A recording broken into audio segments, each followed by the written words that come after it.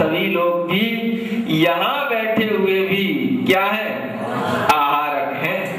भले ही आहार ग्रहण नहीं कर रहे हैं, लेकिन वह जो आहार ग्रहण आप करते हैं वह इस पुद्गल वर्गणाओं को ग्रहण करने के लिए किया जाता है। कभी भी इन पुद्गल वर्गणाओं को ग्रहण करना इस आत्मा का छूटा ही नहीं है। आहार संज्ञा अलग चीज है और आहार वर्गणाओं का ग्रहण करना यह अलग चीज है। आहार संज्ञा तो कभी कभी होती है, उस आहार संज्ञा पर हम अपना कंट्रोल भी कर सकते हैं, और वह आहार संज्ञा भी छूट जाती है जब हम 7वें गुण स्थान से ऊपर हो जाते हैं, और जब हम उस 7वें गुण स्थान में भी निवृत्ति की दशा में हो, ध्यान अवस्था में हो, तो उस समय पर भी हमारी वह आहार संज्ञा छूट जाती है। आहार की जो संज्ञा प्राप्त होती है वह असाता कर्म के उदय से प्राप्त होती है। असाता कर्म की उदीर्णा होने पर ही होती है। और अगर हम देखें सिद्धांत ग्रंथों के अनुसार तो मात्र 6वें गुण स्थान तक ही वह असाता कर्म की वह उदीर्णा होती है। उसके बाद अगर 7वें गुण स्थान में वह असाता कर्म होगा तो उदय तो होगा, लेकिन उसकी उदीर्णा नहीं होगी। यानी कि एक मुनिराज है और वह मुनिराज अगर कभी भी उनके अंदर आहार संज्ञा भी उत्पन्न होगी तो सिर्फ उतने समय के लिए जिस समय पर वह भोजन कर रहे हैं, और उसमें भी उस टाइम पर वह उदीर्णा होगी जब वह 6वें गुण स्थान में होंगे। 7वें गुण स्थान पर आकर के वह असाता का उदय हो जाता है। उस 7वें गुण स्थान में उस आहार संज्ञा में भी कमी आ जाती है।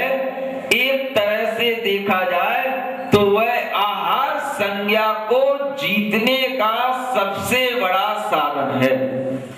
उस समय पर वह मुनि महाराज अगर आहार भी ग्रहण कर रहे हैं तो वह बहुत संज्ञा के साथ ग्रहण नहीं कर रहे हैं। वह संज्ञा तो देखने में आ रही है, चूंकि आहार की क्रिया दिख रही है। वस्तुतः देखा जाए तो वहां पर उनकी वह वृत्ति जो होती है वह गर्त पूरण की वृत्ति होती है।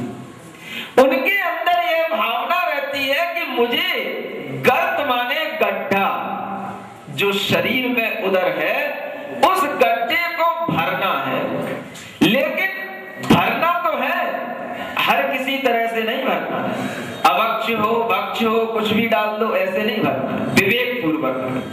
वह गड्ढा भरने की प्रवृत्ति के कारण से उन्हें आहार की इच्छा जैसी आप लोगों को रहती है वैसी नहीं रहती। हमें यही चाहिए, ऐसा ही चाहिए, ये कोई उनके अंदर संज्ञाएं नहीं रहती। और इसी कारण से वह आहार को ग्रहण करते हुए भी आहार को नहीं ग्रहण कर रहे हैं ऐसा समझना चाहिए, क्योंकि उनका उद्देश्य केवल इन प्राणों को सुरक्षित रखना और इस जीवन की गाड़ी को आगे चलाने का है। संज्ञा तो तब समझ में आती है जब हम भिन्न भिन्न प्रकार के टेस्टों के माध्यम से, भिन्न भिन्न प्रकार के व्यंजनों के माध्यम से, और एक ही वस्तु के जब हम अनेक प्रकार के व्यंजन बना बना करके उसको भिन्न भिन्न प्रकार से सजा सजा करके हम पांचों इंद्रियों का स्वाद उस एक रसना इंद्री के माध्यम से जब लेना चाहते हैं तब वह आहार संज्ञा समझ में आती है। वह आहार संज्ञा की अंतिम स्थिति बस यही तक है, वह 6वां 7वां गुण स्थान। और उस 6वें 7वें गुण स्थान में भी कुछ लोग ये कहते हैं कि 7वें गुण स्थान में केवल ध्यान ही ध्यान होता है। ऐसी भी कुछ लोगों की मान्यता है, ऐसा नहीं होता। 7वें गुण स्थान में भी क्रियाएं होती हैं, 7वें गुण स्थान में भी प्रवृत्तियां होती हैं।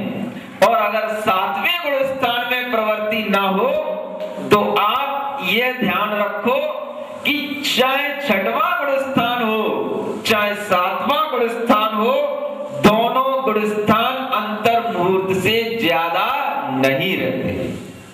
अगर मुनि महाराज आहार कर रहे हैं तो उस समय पर भी उनका छठवां सातवां गुण स्थान चलता है। जिस समय पर वह विहार कर रहे हैं उस समय पर भी छठवां सातवां गुण स्थान चलता है, और जिस समय पर वह बोल रहे हैं उस समय पर भी उनका छठवां सातवां गुण स्थान चलता रहता है।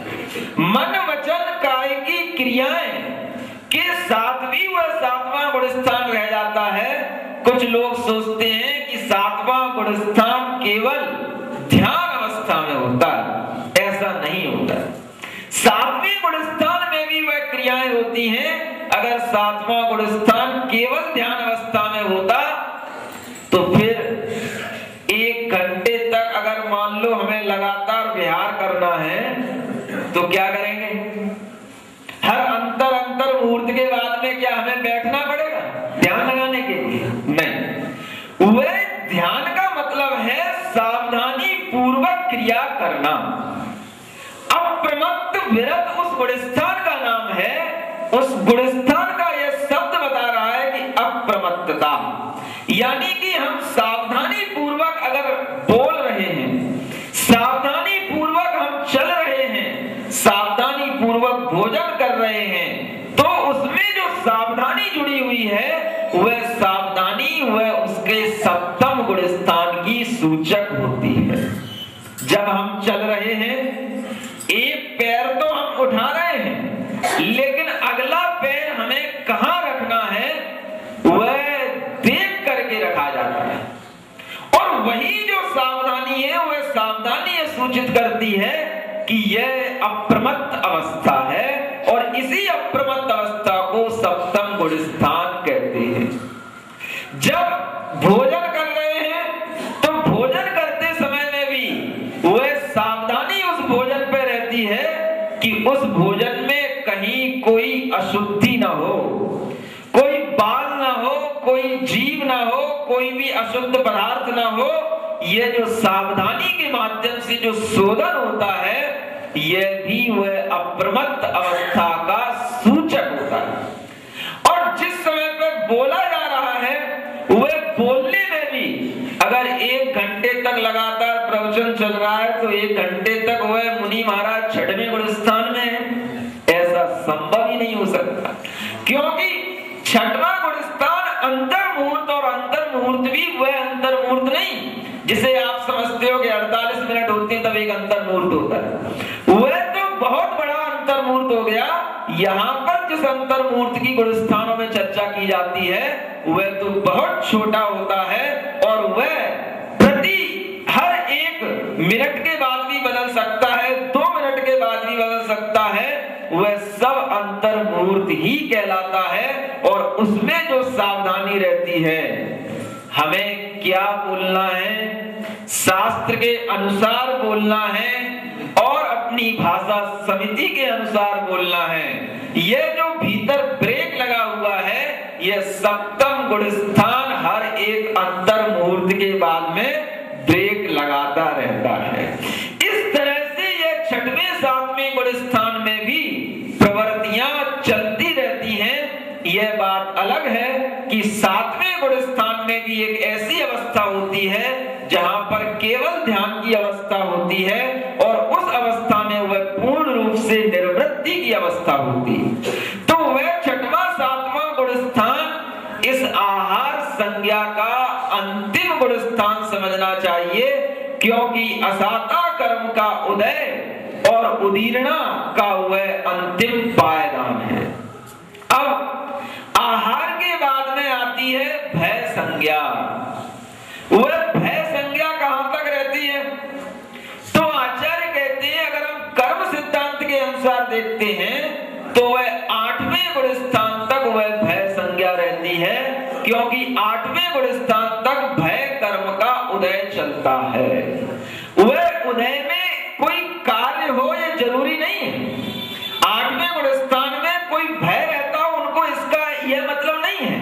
वहां उस कर्म का उदय है इसकी अपेक्षा से वो कह देते हैं कि वह भय संज्ञा 8वें गुण स्थान तक है, क्योंकि कर्म के उदय के माध्यम से इन संज्ञाओं का निर्धारण उस गुण स्थान की मर्यादा तक किया जाता है। और मैथुन संज्ञा कहां तक रहती है? तो आचार्य कहते हैं जहां तक वेद कर्म का उदय हो, 9वें गुण स्थान तक वेद कर्म का उदय चलता है और वहां तक वह यह संज्ञा रह सकती है, लेकिन उसका कोई कार्य दिखे यह नहीं होता है, क्योंकि उसका कार्य तो 6वें 7वें गुण स्थान में भी नहीं दिखता है। वहीं पर उन्हें वह वीतराग अवस्था प्राप्त हो जाती है और उसका उदय मंद इतना हो जाता है कि वह उदय है ही नहीं, ऐसा समझ में आता है। और इससे भी आगे अब जब हम चलते हैं तो आचार्य कहते हैं परिग्रह संज्ञा कहां तक रहती है? जहां तक लोभ कसाय का उदय है। 10वें गुण स्थान तक अगर लोभ कसाय का उदय है तो वह परिग्रह की संज्ञा वहां तक है, वह भी कहने के लिए है चूंकि कर्म का उदय है। वस्तुतः जिन संज्ञाओं के बारे में हमने कल आपको बताया था, चतु संज्ञा ज्वरा तुरा, वह 4 संज्ञाओं का ज्वर, ज्वर का मतलब उनकी तीव्रता, ज्वर वह कहलाता है जब टेम्परेचर बढ़ जाता है। टेम्परेचर हमेशा रहता है, लेकिन जब वह थोड़ा भी बढ़ जाता है तो वह ज्वर कहलाने लग जाता है। ऐसी बात नहीं कभी आपके पास में टेम्परेचर नहीं है, आपके पास में अभी भी टेम्परेचर है, लेकिन वह नॉर्मल है। जैसे ही वह थोड़ा भी अबनॉर्मल हुआ, 98 से अगर वह 98.2 भी हो गया तो भी आपको कुछ ना कुछ भीतर से हरारत लगने लग जाएगी। और अगर वह 99 हो गया तब तो भैया 1 डिग्री का बुखार हो गया, अपने आप आपके लिए क्या होगा?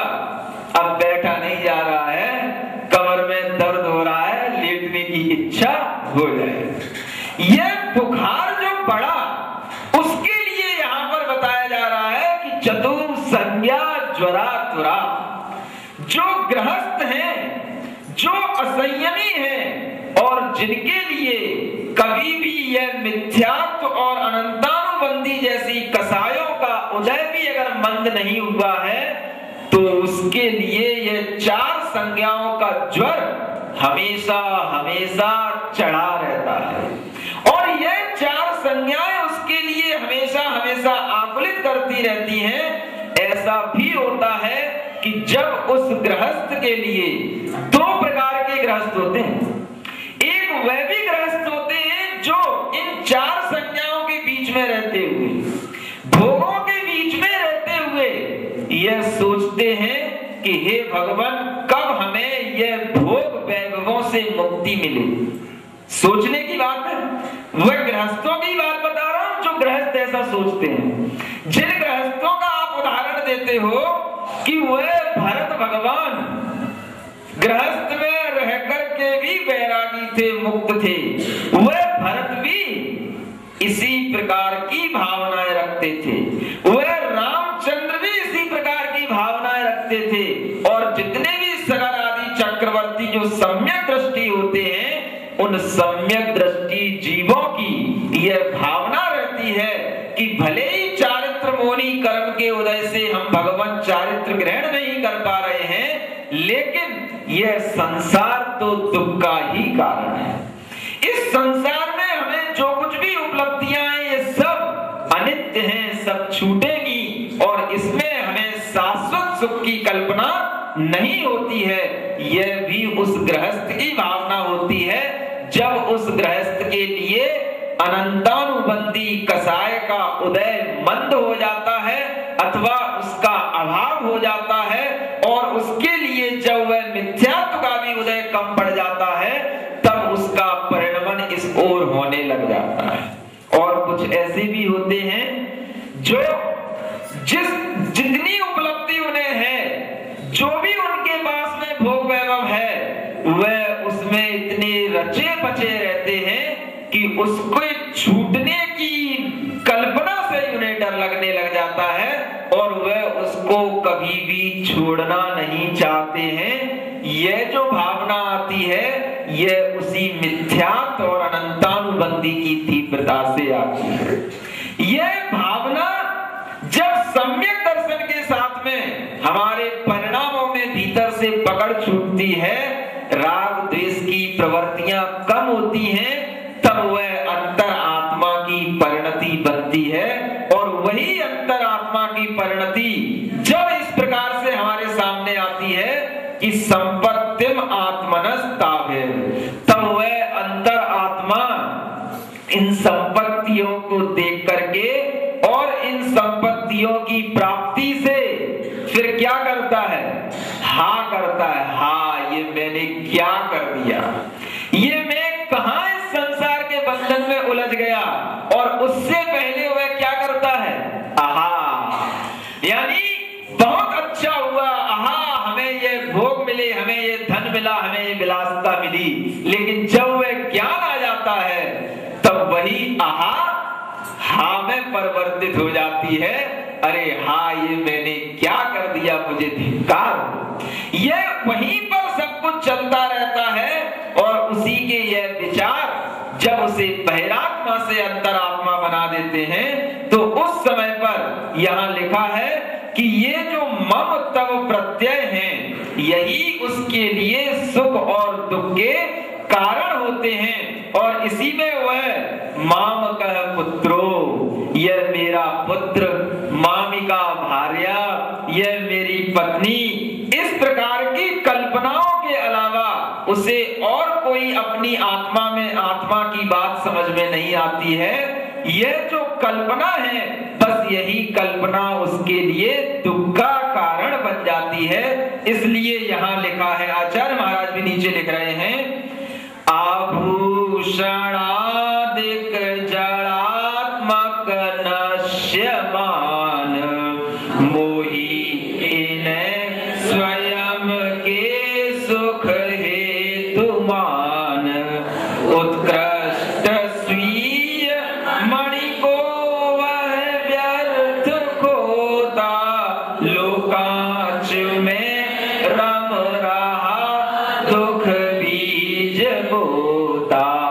यह मनुष्य पर्याय उत्कृष्ट मणि के समान थी और इस उत्कृष्ट मणि के माध्यम से हम कुछ ऐसी दुर्लभ वस्तुओं को खरीद सकते थे अगर हमने उस मणि की कुछ पहचान की होती तो। लेकिन यह बहिरात्मा बन करके उस मणि को छोड़ करके और जो इस मनुष्य पर्याय में जो उत्कृष्ट चीज क्या है, तो आचार्य कहते हैं वह सम्यक दर्शन, सम्यक ज्ञान और सम्यक चारित्र। जो इस आत्मा के लिए दुर्लभ वस्तु है वह इस मणि के समान है, लेकिन इस शरीर को पाकर के, इस जन्म को पाकर के बस वही नश्वर धन संपत्ति और वैभव के चक्कर में बस जैसे वह मणि को बेच करके जैसे कोई कांच खरीद लेता है, वह कांच के पीछे यह आत्मा अपना जीवन व्यर्थ में खो देता है, क्योंकि उसे इसके अलावा और कोई कुछ दिखता ही नहीं। महाराज हमारा पड़ोसी भी तो यही कर रहा है, इधर वाला पड़ोसी भी यही कर रहा है, सामने की दुकान में भी यही चल रहा है, पीछे की दुकान में भी यही चल रहा है, चारों तरफ इसके अलावा और कुछ है कहां? आचार्य कहते हैं वह अगर कहीं कुछ होगा तो वह आत्मा में होगा, बाहर कुछ नहीं होगा। बाहर तो सब ऐसे ही करते दिखाई देंगे, सब चतु संज्ञा जुरा तुरा, लेकिन उस ज्वर के उस टेम्परेचर को अगर कम करना है तो कोई व्यक्ति जिसका टेम्परेचर कुछ कम हो गया होगा तो वह स्वस्थ दिखाई पड़ेगा। और उसकी स्वस्थता का चिन्ह क्या है कि वह इन चार संज्ञाओं में प्रवृत्ति करते हुए भी वह उससे छूटना चाहेगा। उसके मन के अंदर वह बेचैनी होगी, वह भाव होगा कि मेरे से यह संज्ञा और हे भगवान, अब मुझे ये जो आत्मा का ज्ञान हुआ है वह आत्मा का ज्ञान मुझसे कभी ना छूटे, चाहे मुझे दुनिया की कितनी ही बड़ी संपत्ति हो वह छूट जाए। धर्म नहीं छूटना चाहिए, वह धर्म वह हमारी आत्मा की संपत्ति है, उसका परिणाम अब बदल गया। जब अंतर आत्मदृष्टि आती है तो फिर धन उसकी संपत्ति नहीं रह जाती, धर्म उसकी संपत्ति बन जाता है।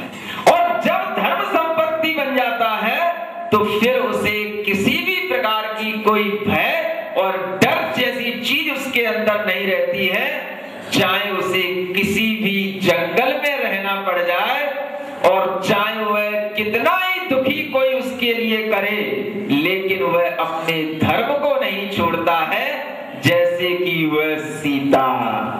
ध्यान है आप, उस सीता को जब जंगल में पहुंचा दिया गया और उसके लिए ऐसे जंगल में पहुंचाया कि जहां पर मनुष्य तो देखने को नहीं मिले, चारों ओर भयंकर आवाज आ रही है और चारों ओर से ऐसे हुए जंगली पशु मानो कि अभी उसको पूरा जीवन ही समाप्त कर देंगे, उसको लिए इतना भयंकर रूप सामने है। और उस समय पर वह जो उसका सेनापति है वह हाथ जोड़ करके खड़ा है और कहता है, मां, यह दिन मुझे आज इसलिए देखना पड़ा क्योंकि मैं किसी का दास हूं, नौकर हूं।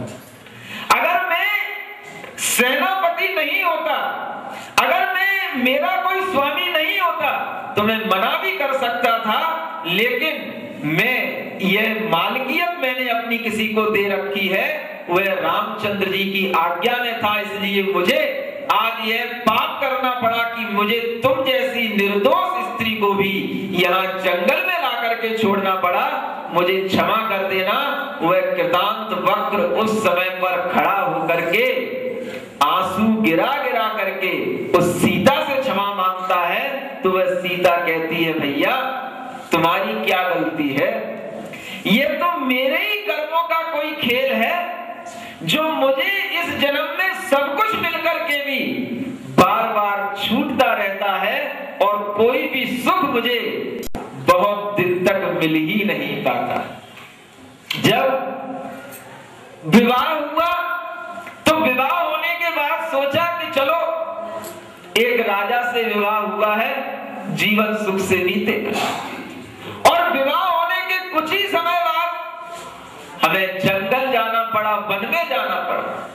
कोई बात नहीं, चलो वह हमारे लिए जंगल ही सही, हमें ये महल नहीं मिले, कम से कम मेरा पति मेरे साथ में है, हम इसी सुख से उस जंगल में भी चले गए। लेकिन उस जंगल में भी जाकर के हमें हमारे कर्मों ने नहीं छोड़ा, तो हमें अपने पति का भी कुछ समय के लिए वियोग भोगना पड़ा और वह रावण हमको अपनी लंका में ले गया।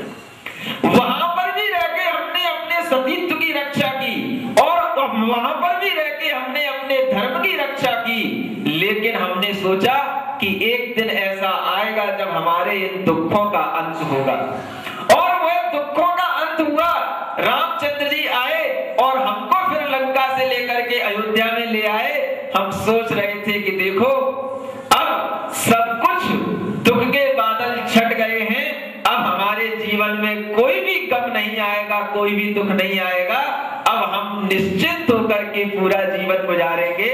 शायद हमारे वह सभी कर्म टल गए, सभी कर्म नष्ट हो गए, ऐसा लग रहा था। और वह दो दो पुत्र युगल पुत्र गर्भ में हैं और हम उस चीज की खुशी मनाने वाले थे कि देखो 2 पुत्रों का जन्म होने वाला है और अभी हमारे लिए गर्व की अवस्था है। और उस समय पर ही ये कैसे कर्म का उदय आ गया कि हमको इस जंगल में हमारे ही पतिदेव ने भेज दिया।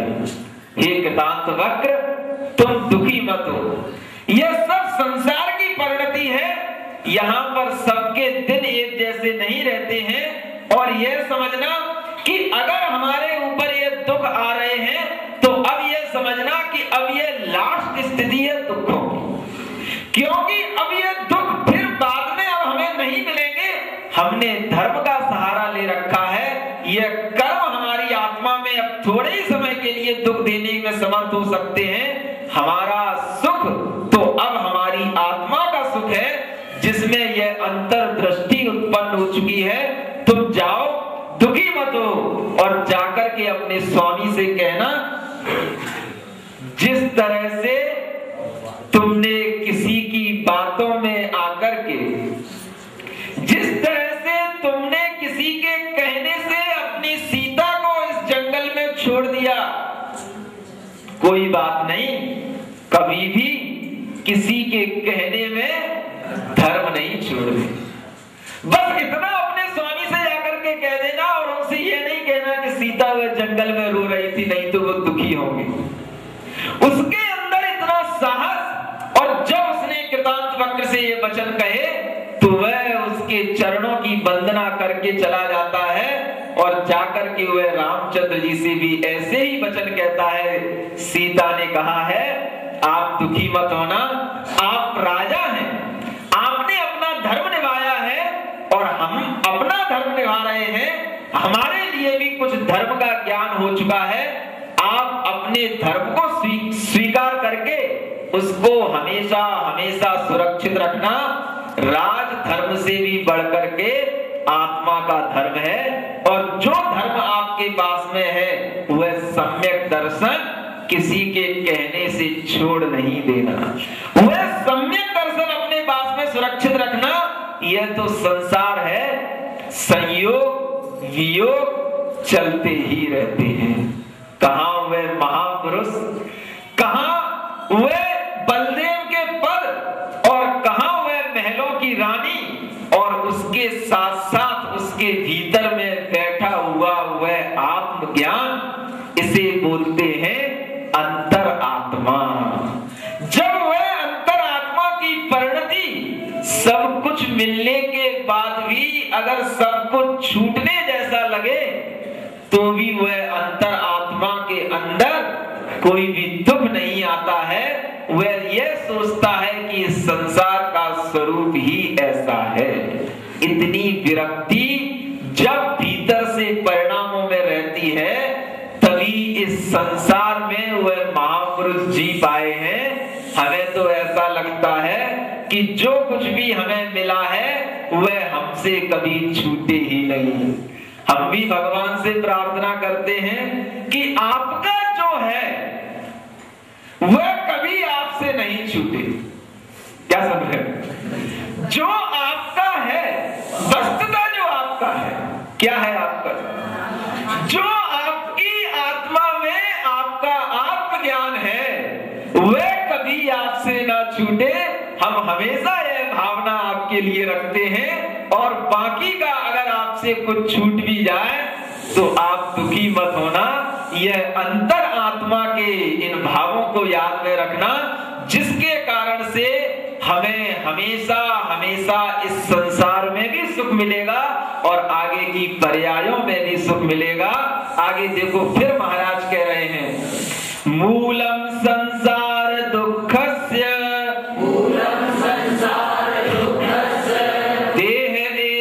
देहदेवात्मधीस्ततः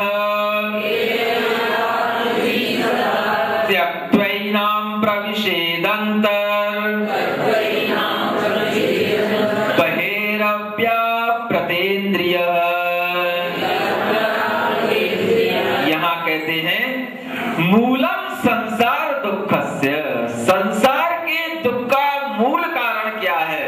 बस आधी लाइन में उत्तर दिया है, देह एव आत्मधीस्ततः, देह में आत्मबुद्धि होना। जब भी कभी आपको किसी भी कारण से दुख लगे, देखो दुखों से कोई रहित नहीं, घर में रहता है आदमी, परिवार में रहता है, समाज में रहता है, अनेक प्रकार के उसको दुख रहते हैं, लेकिन उन दुखों से दुखी होना यह हमारे ऊपर डिपेंड करता है, और उस दुखों में भी हम सुखी हो सकते हैं, यह भी हमारे ऊपर डिपेंड करता है। विचारों का परिणमन ही हमें दुखी और सुखी बना देता है। आपको और कुछ नहीं करना है, केवल अपने विचार को चेंज करना है।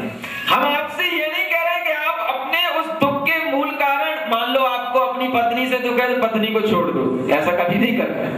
आपको अपने बेटे से दुख है तो बेटा छोड़ दो, आपको अपने घर में भाई से दुख है तो भाई को छोड़ दो, नहीं, आप किसी को मत छोड़ो, आप अपने विचार को केवल परिवर्तित करो। जिस विचार से हमें दुख हो रहा है उस विचार को छोड़ दो। कैसे छोड़ो? आप उस विचार को डाइवर्ट करने की एक कला सीखो। अगर आपको उस विचार से अपने मन को बचाना आ गया तो आपको कभी भी इस संसार में दुख हो ही नहीं सकता। आप जहां हो, दुख के घेरे में भी आपको डाल दिया जाए तो भी आप ऑलवेज हैप्पी रह सकते हो। कब? जब आपके अंदर अपने विचारों पर कंट्रोल करना आता है। अगर हमारे दिमाग में वह विचार आ रहा है जो भय उत्पन्न कर रहा है, अगर हमारे दिमाग में वह विचार आ रहा है जो हमें दुख उत्पन्न कर रहा है, हम उस विचार को कट ऑफ कर रहे हैं। कैसे? आचार्यों के इस सूत्र से। देह में आत्मबुद्धि रखने से हमें दुख हो रहा है, अपनी भी देह में, दूसरे की देह में। हमने उसकी देह में यह आत्मबुद्धि रखी कि वह मेरा भाई है, वह मेरी पत्नी है और मुझे उससे ऐसी अपेक्षा नहीं थी जैसा उसने मेरे साथ किया।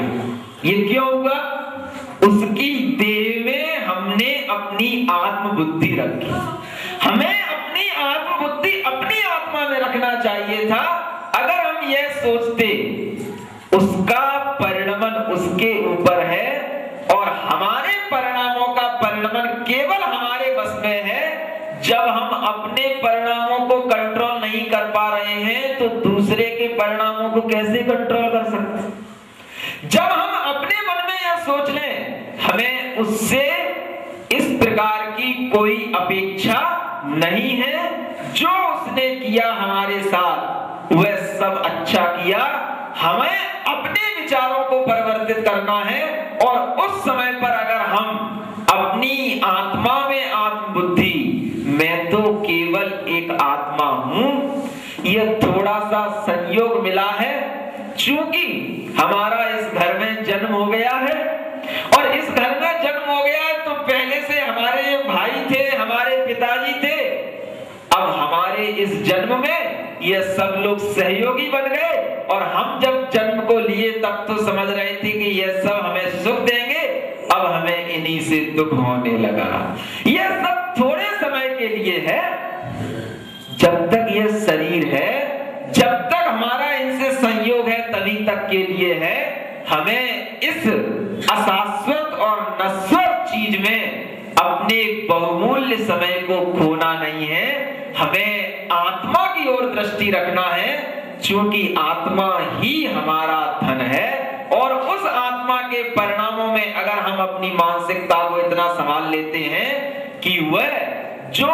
कुछ भी हमारे साथ हो रहा है वह हमारे अपने ही कर्म के उदय से हो, अगर हमारी दृष्टि में वह भाव आ जाता है कि यह हमारा ही कोई कर्म का उदय रहा होगा, जो हमें ऐसे संयोग मिले, जो हमें इस प्रकार के यह परिवार के दुख मिले, यह हमारे ही कर्म का उदय है।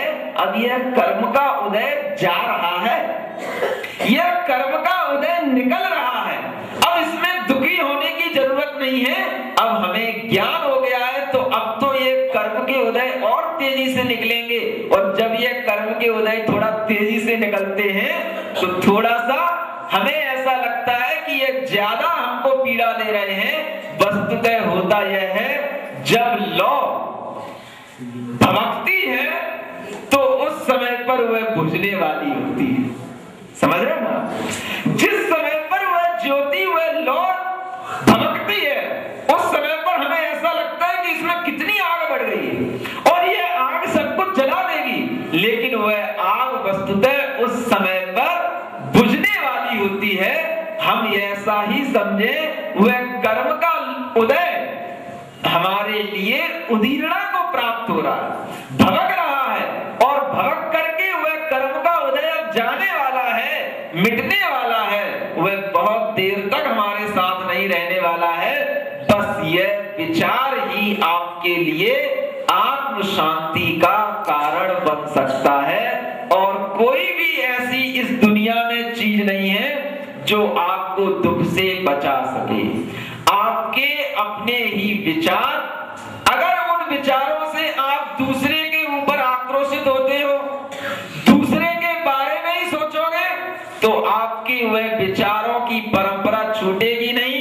वह दिमाग में घुन हमेशा बनी रहेगी और दिमाग हमेशा हमेशा उसी के बारे में लगा रहेगा, कैसे अब इससे छुटकारा पाएं, कैसे अब इससे अपना पिंड छुटाएं और कैसे अब इससे अपने को बचाएं।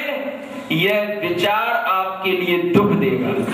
अगर आप अपने में सीमित हो जाओगे और अपने बारे में सोचने लगोगे कि भैया हमें उससे तो अपना पिंड नहीं छुड़ा सकते, लेकिन हम अपने विचारों से अपना पिंड छुड़ा सकते हैं, हम अपने विचारों को अगर बदल लेंगे, आपको लगेगा सब कुछ धीरे धीरे बाहर भी अच्छा होने लगा है।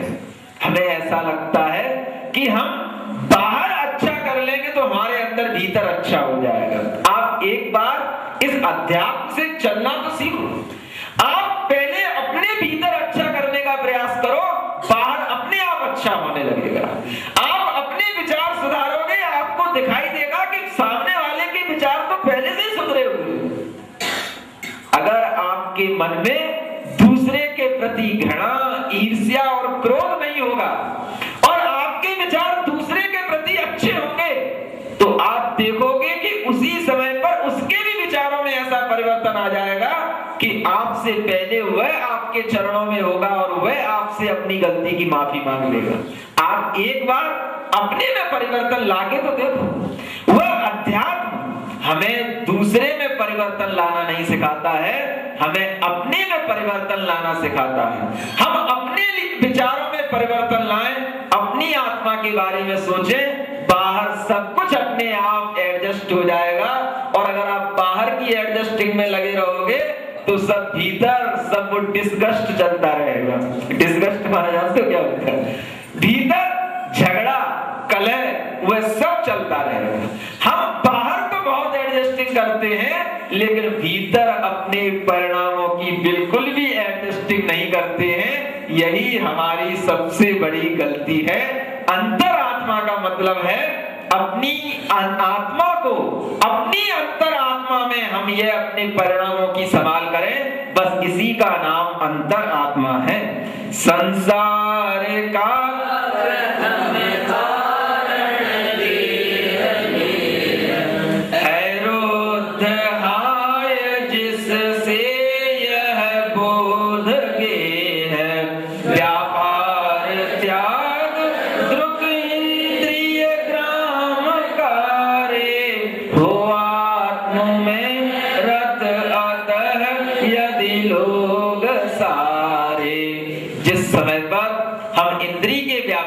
यहां पर बताया है त्यक्त्वा, छोड़ करके, क्या एनाम इंद्रिय व्यापार। इन इंद्रिय के व्यापारों को जब हम छोड़ देंगे तभी हमें आत्म शांति मिलेगी। जब तक हम अपनी इंद्रियों को तुष्ट करने के लिए बाहर के विषयों को संभालते रहेंगे, हम दुखी रहेंगे। हम अपनी उन इंद्रियों के विषयों को छोड़ करके प्रविशेत अंतरंग में प्रविष्ट होने का भाव बनाओ। बहिरव्यापृतेन्द्रिय, और बाहर में जितने भी इंद्रिय के व्यापार हैं उनको छोड़ करके वह जब अपनी अंतरात्मा की भावना करता है तो उस समय पर वह सुखी हो जाता है। साधु भी इस पंचम काल में अगर सुखी हो सकता है तो और काय से सुखी होगा? कौन सा सुख है उसके पास? ना उसके पास में फैन है, ना उसके पास में कूलर है, ना उसके पास में रेफ्रिजरेटर है, ना उसके पास में हीटर है। क्या है उसके पास में इन इंद्रियों को सुख देने के लिए?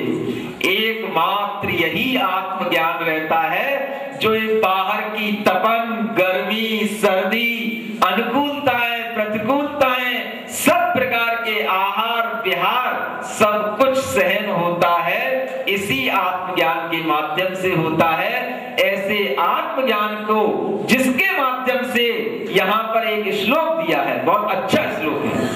समसुख शीलित मनसा मसनमपि द्वेषमेत किम कामा स्थलमपि दहति जषाणाम किमंग पुनरंग मंगा। देखो, एक मछली का उदाहरण दिया है। मछली अगर सुखी रह सकती है तो कहां रह सकती है? जब तक वह पानी में है तब तक ही वह सुखी है। अगर उसको पानी से निकाल दिया तो क्या होता है? छटपटाने लगती है। और अगर उसके सामने आग रख दी तब तो वह जल ही जाएगी। यह मछली का उदाहरण यहां पर इसलिए दिया है कि जब तक हमारा मन अंतर आत्मा में रहता है तब तक तो वह मछली की तरह निश्चिंत और सुखी रहता है। और जब वह मन बाहर निकला, बाहर की दुनिया को देखा, तो समझ लो वह मछली की तरह छटपटाने लगा।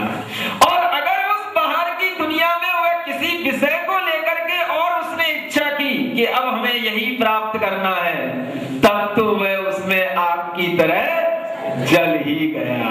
यह मन मछली की तरह है और वह मन आत्मा में है, लेकिन वह आत्मा में रह कहां पाता है? आप अपने मन को अपनी आत्मा में नहीं रख पाते हो और उस मन को दुनिया में भटकाते रहते हो। बस वह मन इसीलिए जलता रहता है, तड़पता रहता है, जैसे वह मछली तड़पती है, जलती है, दुखी होती है, छटपटाती है, क्योंकि वह अपने अस्तित्व से बाहर निकल आई है। जहां पर उसकी सुरक्षा थी उस स्थान को उसने छोड़ दिया है। हमारी आत्मा की सुरक्षा अपने ही आत्म भावों में है। वह अगर साधु भी है तो उसके लिए क्या सुख है? सम सुख शीलित मनसाम।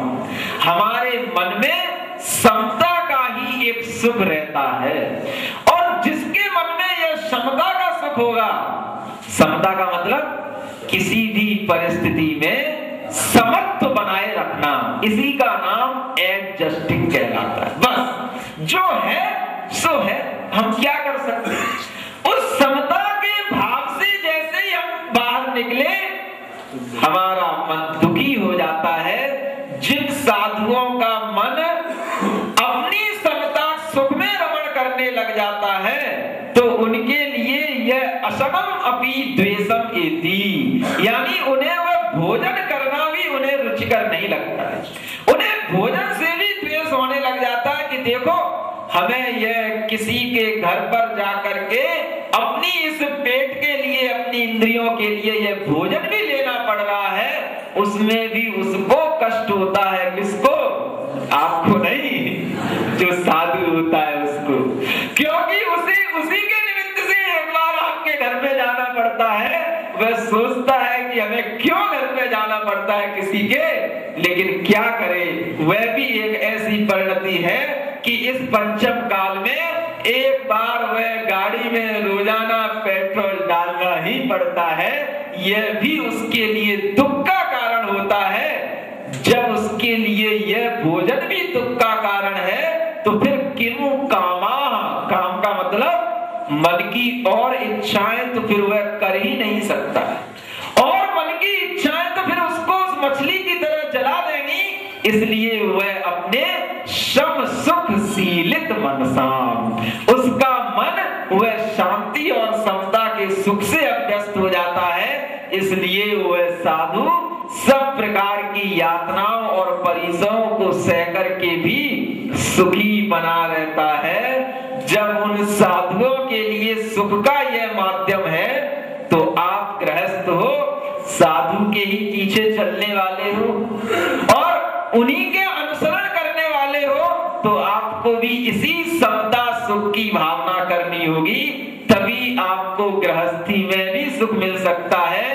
नहीं तो यह गृहस्थी कल भी आपके लिए बताया था, दुखों की गृहस्थी है और दुख से जो ग्रस्त है उसी का नाम गृहस्थ है। आप लोग इन दुखों से ऊपर उठे।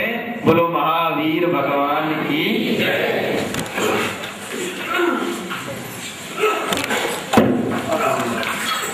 दोपहर 3 बजे से सागर धर्मव्रत की स्वाध्याय क्लास महाराज श्री के सानिध्य में लग रही है। सभी लोग उसमें उपस्थित होकर सफलता प्रदान करें।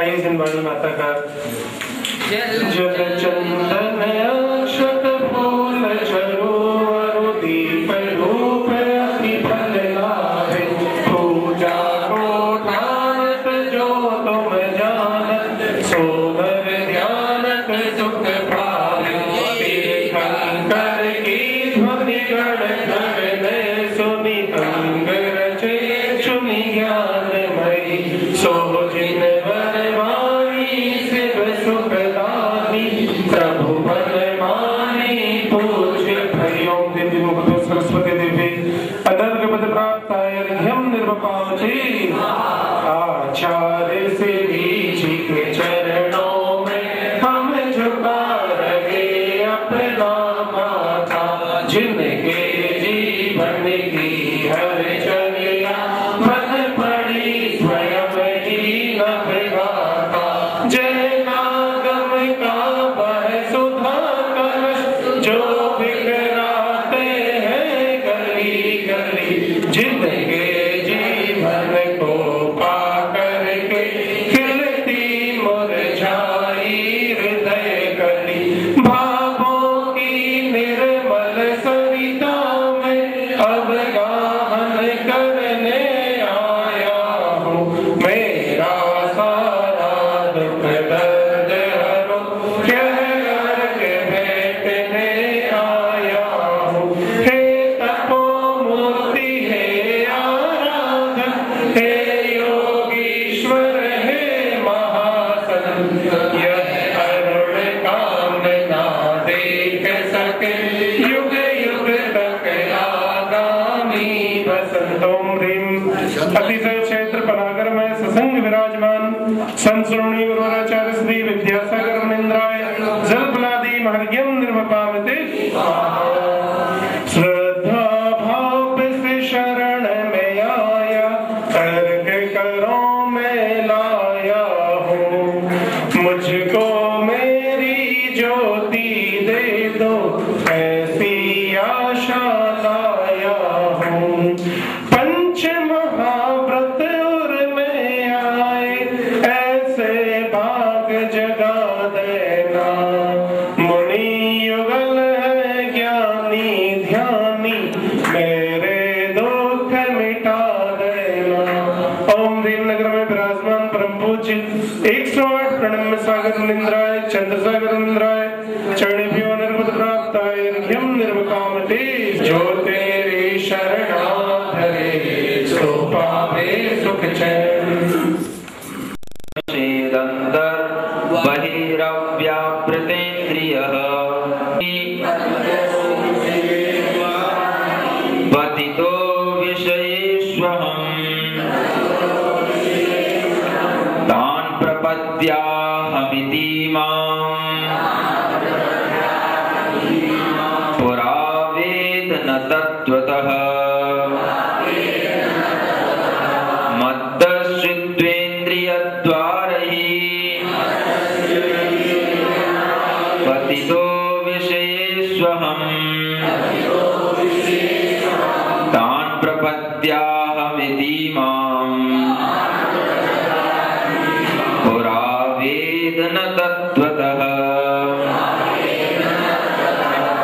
यह आचार्य पूज्यपाद महाराज का 16वें श्लोक में एक भाव दिया जा रहा है कि जब आत्मा को बहिरात्मपन और अंतरात्मपन के बीच में अंतर समझ में आ जाता है, जब आत्मा के अंदर शरीर और आत्मा का भेद ज्ञान हो जाता है तो उस अंतरात्मा की दृष्टि और उसके अंदर क्या भाव उत्पन्न होता है, वह अंतरात्मा उस समय पर क्या सोचता है जो हमने पूर्व जीवन में क्या किया, हमने अनादि, वह सोचता है रहा हूं। मत्त का अर्थ होता है प्रमत्त होना, उन्मत्त होना। जैसे कोई व्यक्ति शराब के नशे में अपने विवेक को खो देता है और वह उन्मत्त होकर के यदवा तदवा प्रवृत्ति करता है, उसी प्रकार से मैं अनादिकाल से इस मोह के उदय के कारण से मत्त होता हुआ क्या करता रहा, इंद्रिय द्वारा ही पतितो विषयेषु अहम, मैं अपने आत्म स्वरूप से च्युत होकर के और इंद्रियों के द्वार के माध्यम से विषयों में गिरता रहा, विषयों में ही झंपा प्राप्त करता रहा और तान प्रपद्य अहम इति मां पुरा वेद न तत्वतः, वास्तव में परमार्थ से तत्व से मैंने अपने आप को, अपने आत्म स्वरूप को पुरा माने पहले, न वेद नहीं जाना। अनादिकाल से मैंने कभी भी अपने स्वरूप को नहीं जाना। यह अफसोस उसको तब होता है जब वह वास्तव में आत्मा का और शरीर का भेद विज्ञान कर लेता है और जब उसे बहिरात्मपन और अंतरात्मपन का अंतर समझ में आ जाता है तो इस तरह का उसे अफसोस होता है। अहो अहम इह विषयेषु, वह सोचता है कि मैं इन विषयों में, जो विषय कैसे हैं, काम भोग उत्पन्न सुख लभेषु, काम और भोग से उत्पन्न हुआ इसमें सुख तो है, लेकिन कितना है, लव बोलते हैं थोड़ा सा, बिंदु मात्र सुख की प्राप्ति करने के लिए, और दुखो नरकेषु, जिसका कि अंत दुख के साथ ही होता है, भविष्य में जिसके लिए नियम से पुनः फिर दुख ही मिलता है, ऐसे इन काम और भोग से उत्पन्न सुखों में मैं मत्त होकर के, अर्थात निजात्म स्वरूपा च्युत्वा, अपने आत्म स्वरूप से च्युत होकर के, पृथक भूत्वा इंद्रिय द्वारा ही पतितोस्मि, मैं इंद्रियों के द्वार से अब उन विषयों में गिर पड़ा और जिन विषयों के पंचेंद्रियाणि तानि एव द्वाराणि विषय ग्रहणाय, वह पांच इंद्रिय ही वह पांच द्वार हैं जिनके माध्यम से उन विषय को ग्रहण करने के लिए मैं हमेशा हमेशा इस संसार में प्रयत्नशील रहा। और अब मैं उन विषयों को देख करके यह सोचता हूं कि मैंने अज्ञान से इतना समय कैसे बिता दिया। यह भाव उस अंतर आत्मा के अंदर आ जाता है। पुरा पूर्व काले तत्वतः परमार्थतः भूतार्थतः न वेद न जाने, मैं उस अपने आत्म तत्व को नहीं जान पाया। इति विस्मयः, ऐसा विस्मय उस आत्मा के अंदर होता है। यथा ही प्रदीपः स्वस्मिन् प्रकाशिताम् आपन्ने न प्रकाशांतरम प्रगयति, जैसे दीपक होता है वह स्वयं में प्रकाशित होता है, वह किसी दूसरे प्रकाश की इच्छा नहीं करता है, उसी प्रकार से मैं स्वयं ही अपने आप में ज्ञाता दृष्टा स्वभाव को लिए हुए हूँ, लेकिन फिर भी परिच्छेदकांतरम मृगये, मैं दूसरे किसी पदार्थ की खोज करता रहा जो मुझे ज्ञान दे, जो मुझे मेरे स्वरूप को बताए।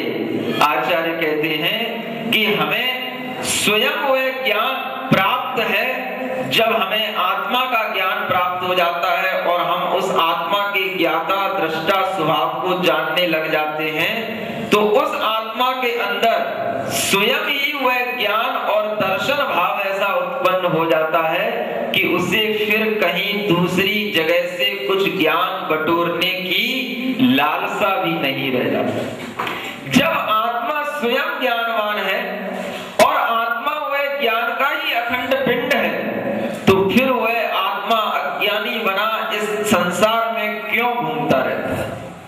आत्मा स्वयं दर्शक है तो वह दृश्य बनकर के इस दुनिया में क्यों भटकता रहता है। यह भाव उसके अंदर उत्पन्न होता है जब उसे अपने आत्म स्वभाव का ज्ञान होता है, और उस समय पर वह अपने लिए सोचता है कि कब हमें यह निर्विकार स्वसंवेदी संवेदन लक्षण रूप शुद्धोपयोग प्रभावाध्यान निष्ठाम आपन्नम आत्म प्रतीति।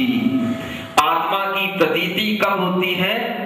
जब निर्विकार स्व संवेदन लक्षण रूप जो शुद्धोपयोग होता है, उस शुद्धोपयोग के प्रभाव से जब वह ध्यान की निष्ठा को प्राप्त हो जाता है, तब उस समय पर उसे आत्मा की प्रतीति जो होती है वह साक्षात होती है, यानी कि उसे प्रत्यक्ष होती है। अन्यस्य तु श्रद्धान गम्या। और जो अन्य लोग हैं जिन्हें वह शुद्धोपयोग करने का सौभाग्य नहीं मिल पाता, जिन्हें वह निर्विकार स्वसंवेदन लक्षण रूप आत्मा में उतरने का सौभाग्य नहीं मिल पाता है, उनके लिए कहा जाता है कि उनके लिए वह आत्मा की प्रतीति कैसी है? श्रद्धान गम्या।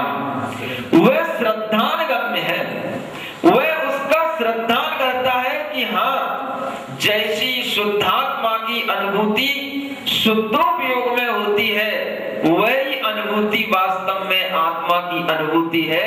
हमें उसका केवल श्रद्धान हो सकता है, उसका ज्ञान हो सकता है, और अगर वह सम्यक ज्ञान भी हो जाता है तो आचार्य कहते हैं उसे वह आत्मा की सम्यक भावना भी होने लग जाती है। वह आत्मा की भावना गृहस्थ को हो सकती है, हो जाती है, लेकिन उसकी प्रतीति करने के लिए वह श्रद्धान रखता है कि हमें वह निर्विकार स्व संवेदन भाव तब प्राप्त होगा जब हम बाहर से भी निर्विकार होंगे, तब हम भीतर से निर्विकार बन पाएंगे। जब बाहर का परिग्रह छूटेगा तब अंतरंग की ग्रंथियां खुलेंगी, और उस समय पर जो बड़ी बड़ी कसाएं आत्मा में लगी हुई हैं, जिन्हें अनंतानुबंधी कसाय कहते हैं, अप्रत्याख्यानावरण कसाय कहते हैं, प्रत्याख्यानावरण कसाय कहते हैं, जब ये बड़ी बड़ी कसायों का आत्मा से विगलन होता है, टूटना होता है, आत्मा में इनके उदय का अभाव होता है, तब जाकर के वह आत्मा के निकट आत्मा के उपयोग की परिणति पहुंच पाती है। ऐसा क्यों होता है? तो आचार्य कहते हैं आप थोड़ा सा कर्म कांड का भी अध्ययन किया करो, आप थोड़ा कर्म सिद्धांत का भी ज्ञान रखा करो। आचार्यों ने लिखा है कि ये जो कसाएं हैं, जिन्हें हम 12 कसाय बड़ी कसाय कहते हैं, ये सर्वघाती प्रकृतियां मानी जाती हैं। ये वह कसाय होती हैं जो आत्मा के उस संयम गुण का घात करती हैं, जिसके माध्यम से आत्मा संयम को ग्रहण नहीं कर पाता, और जब तक आत्मा में वह संयम अथवा चारित्र गुण की परिणति प्रकट नहीं होगी, तब तक आत्मा में वह चरण यानी कि आत्मा में आचरण होना, आत्मा में लीनता होना, यह संभव ही नहीं। अनंतानुबंधी कसाय सम्यक दर्शन का घात करती है, अप्रत्याख्यानावरण कसाय देश संयम का घात करती है, प्रत्याख्यानावरण कसाय सकल संयम का घात करती है। जब तक इन कसायों का उदय आत्मा में है, तब तक हमारे लिए यह सकल संयम, देश संयम, सम्यक दर्शन की परिणतियां उत्पन्न ही नहीं हो सकती। अगर सम्यक दर्शन की भी परिणति उत्पन्न होगी तो आत्मा में वह अनंतानुबंधी कसाय की मंदता होनी चाहिए और उसका अभाव होना चाहिए, तब वह सम्यक दर्शन की परिणति होती है। इसके बाद में जब अप्रत्याख्यानावरण कसाय का अभाव होता है, तब वह देश संयम की परिणति होती है, और जब प्रत्याख्यानावरण कसाय का भी अभाव होता है, तो वह सकल संयम की परिणति होती है।